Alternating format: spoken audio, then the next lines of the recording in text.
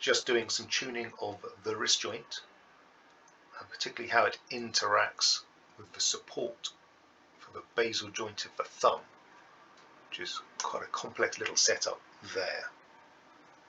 The wrist joint itself has got 3 joints, pivot points, one going this way and 2 going that way, and then this section, and in fact what has become the support for the middle finger, are torsionally coupled in the same manner as the lower two joints on the fingers.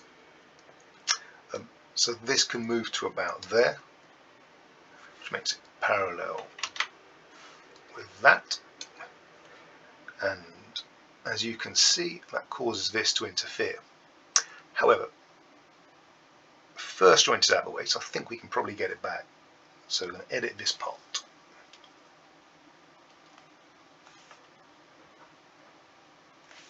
And within that, we need to edit this sketch, which comes from the loft.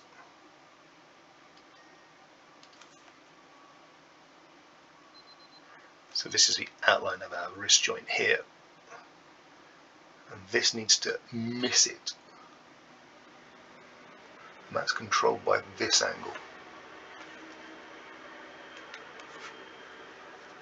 So she will make that a bit bigger.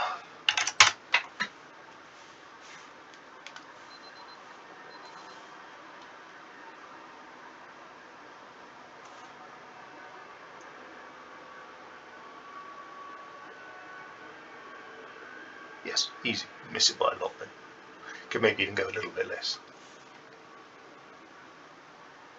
Not bad actually, for a guess.